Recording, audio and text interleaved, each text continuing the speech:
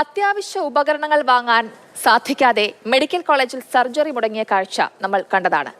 Doctor Haris ചിറക്കലിന്റെ ആരോപണങ്ങൾ, ഗുരുതര ആരോപണങ്ങൾ നമ്മൾ കേട്ടതാണ്. ആരോഗ്യമന്ത്രിയുടെ സിസ്റ്റം ശരിയല്ല, സിസ്റ്റത്തിന്റെ പ്രശ്നമാണ് എന്ന് പറയുന്ന അഭിപ്രായവും നമ്മൾ കേട്ടതാണ്. പക്ഷേ ബജറ്റിൽ പല പ്രഖ്യാപനങ്ങളും നടത്തുകയും പല പദ്ധതികളും പ്രഖ്യാപിക്കുകയും ചെയ്തിട്ട് അവസാനം ഇതൊന്നും നടപ്പാക്കാത്ത കാഴ്ചയാണ് നമ്മൾ കണ്ടുകൊണ്ടിരിക്കുന്നത്. ബജറ്റിലെ പ്രഖ്യാപനങ്ങളും എന്തൊക്കെ കാര്യങ്ങളാണ് പറഞ്ഞിരുന്നത് എന്നുള്ളതും നമുക്കൊന്ന് പരിശോധിക്കാം. ആരോഗ്യമേഖലയിൽ ഫണ്ടില്ല എന്നുള്ളതാണല്ലോ പറയുന്നത്. മെഡിക്കൽ വിദ്യാഭ്യാസത്തിന് ബജറ്റിൽ നൽകിയത് 400 കോടിയാണ്.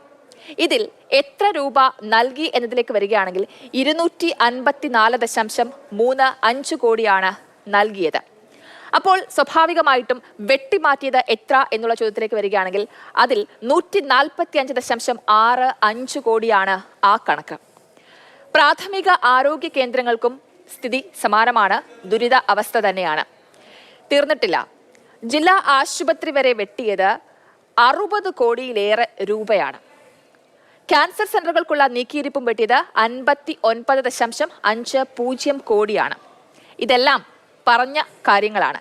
ഇനി നടപ്പാക്കാത്ത പദ്ധതികളിലേക്ക് വരികയാണെങ്കിൽ അതിൽ ആദ്യം എടുത്തു പറയേണ്ടത് സർജിക്കൽ റോബോട്ട് പദ്ധതി. അത് 29 കോടിയുടെ പദ്ധതിയായിരുന്നു, അത് നടപ്പാക്കിയിട്ടില്ല. അതേപോലെ തന്നെ ഓങ്കോളജി ആൻഡ് ടെറിഷറി സെന്ററിന് 14 കോടി രൂപയുടെ പദ്ധതിയായിരുന്നു, അതും നടപ്പിലായിട്ടില്ല.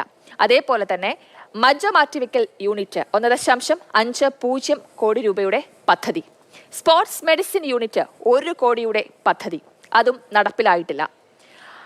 എന്തായാലും ഇതൊക്കെ കണക്കിലാക്കുമ്പോൾ, ഇതൊക്കെ മനസ്സിലാക്കുമ്പോൾ നമ്മൾ അറിയേണ്ട കാര്യം, ഇത്തരത്തിൽ പ്രഖ്യാപനങ്ങൾ വരുന്നുണ്ട്, വലിയ വലിയ പദ്ധതികൾ പറയുന്നുണ്ട്, കുറച്ചു പൈസ മാത്രം നീക്കിയിരിപ്പ് നടത്തുന്നുണ്ട്. പക്ഷേ ആത്യന്തികമായി നടക്കേണ്ട കാര്യങ്ങൾ ഒന്നും തന്നെ നടക്കുന്നില്ല എന്നുള്ളതാണ് യഥാർത്ഥ വസ്തുത.